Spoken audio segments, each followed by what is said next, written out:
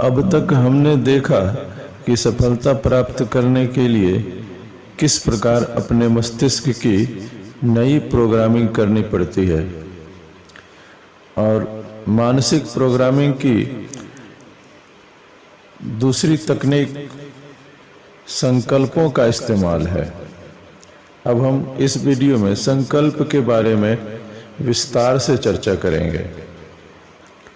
संकल्प 3 तरह के होते हैं, पॉजिटिव और वर्तमान संकल्प और पर्सनल संकल्प।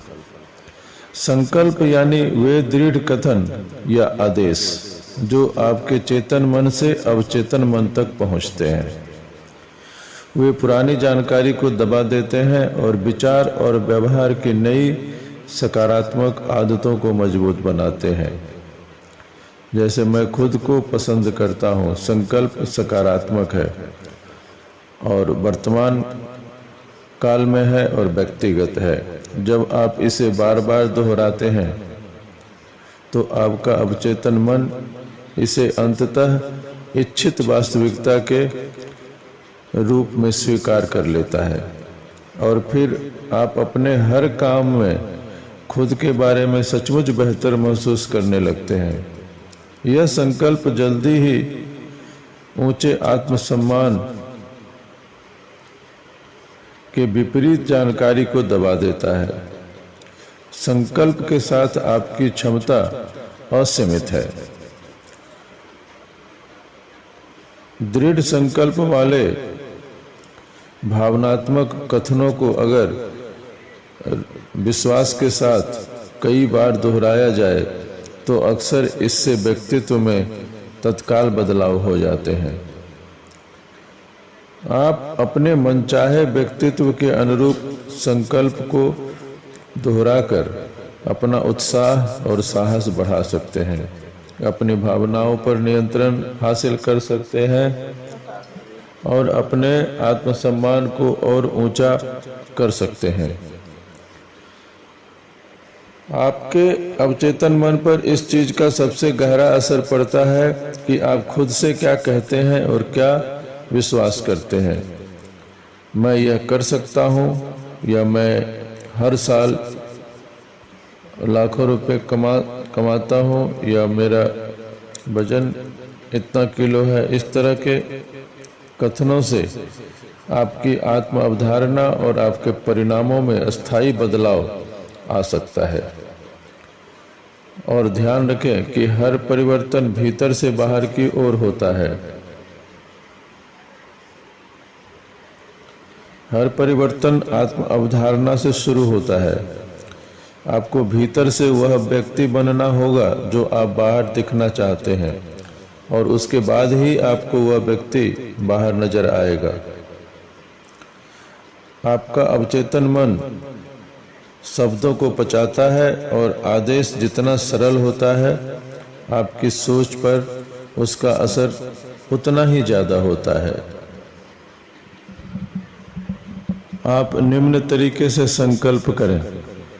मैं अपने मस्तिष्क की कंडीशनिंग रीप्रोग्रामिंग करने के लिए नियमित रूप से यह सशक्त संकल्प करता हूँ कि मैं अपने जीवन की हर स्थिति के आदर्श परिणाम में यकीन करता हूँ। यह संकल्प आपको किसी भी मुश्किल का सामना करते समय शांत, सकारात्मक और बेफिक्र महसूस कराता है। इससे चिंता बिल्कुल मिट जाती है। मैं अपने जीवन की हर स्थिति के आदर्श परिणाम में यकीन करता हूँ।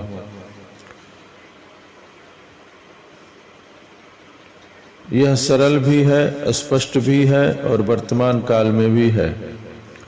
आपका अवचेतन मन सिर्फ इसी तरह के आदेशों, संकल्पों और मानसिक तस्वीरों पर प्रतिक्रिया करता है जो वर्तमान में हो।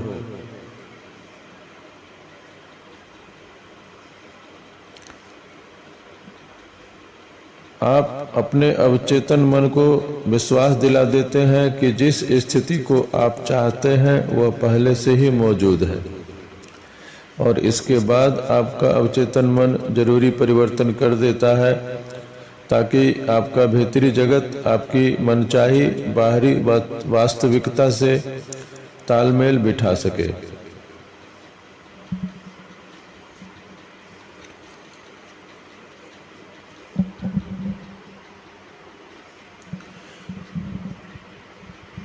धूम्रपान की आदत रखने वाले कई लोग अपने दिलचस्प अनुभव सुनाते हैं।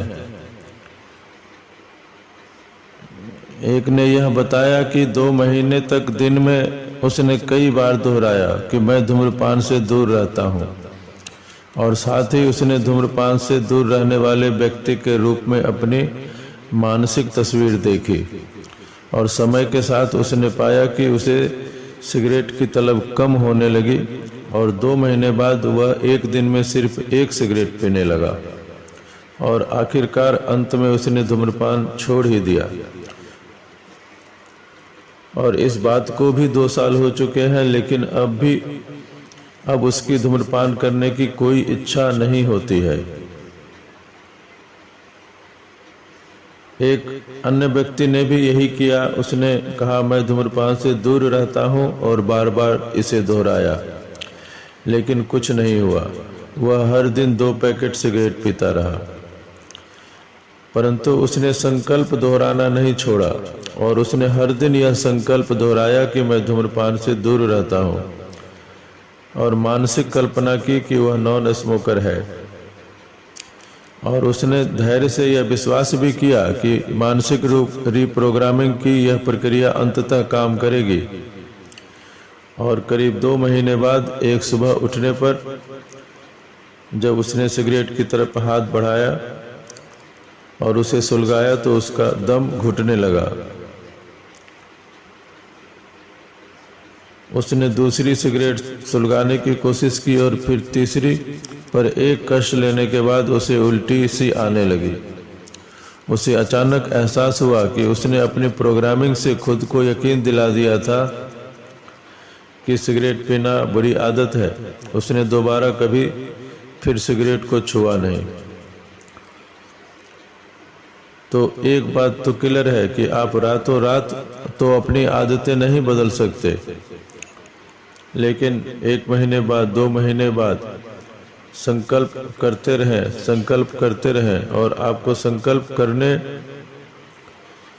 और मानसिक तस्वीर देखने में लगनशील रहना होगा। आपको धैर्य रखना होगा, और आपको आत्मविश्वास के साथ यह उम्मीद रखनी होगी कि जब आप सचमुच तैयार होंगे तभी मनचाहे नतीजे सामने आएंगे, उससे पहले नहीं।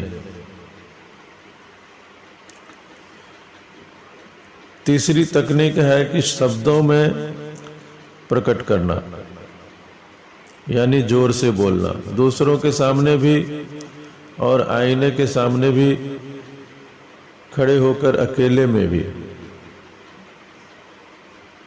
आईने के सामने खड़े होकर बहुत स्पष्टता और भावना के साथ कहें कि मैं इस काम को कर सकता हूँ, इसे कर सकता हूँ, इसे कर सकता हूँ। आने वाली चुनौती के लिए अपने विश्वास को बढ़ाने का यह एक सशक्त तरीका है कि आप जोर से बोलें। आप विश्वास और उत्साह के साथ जो भी बोलते हैं उसका असर 2 गुना हो जाता है, परंतु खामोशी में किया गया संकल्प कमजोर होता है। जब आप दूसरों से जोर देकर कहते हैं कि आप कोई चीज कर सकते हैं या करेंगे, तो इसका आपकी सोच और बात के व्यवहार पर गहरा असर पड़ता है। मैच से पहले टीमें खुद को मानसिक रूप से तैयार करने के लिए आपस में शाब्दिक अभिव्यक्ति के इस तरीके का प्रयोग करती हैं, और मैदान में जाने से पहले वे गोला बनाकर बुदबुदाते हैं और एक दूसरे का उत्साह बढ़ाते हैं।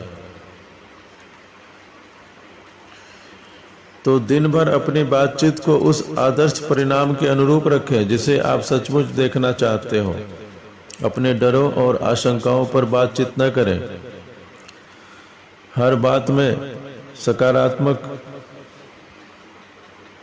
और आशावादी रहें, खुश बने, खुश रहें। आप यह देखकर हैरान होंगे कि जब आपकी भाषा आशावाद और सफलता से भरपूर होती है तो आप कितना बेहतर महसूस करते हैं और कितना ज़्यादा आत्मविश्वास पूर्ण व्यवहार करते हैं। अगले वीडियो में हम देखेंगे कि मानसिक प्रोग्राम की चौथी तकनीक किस प्रकार से काम करती है। चौथी तकनीक भूमिका निभाने से रिलेटेड है कि ठीक उसी तरह चलना, बात करना और काम करना जैसे आप वह व्यक्ति बन चुके हों।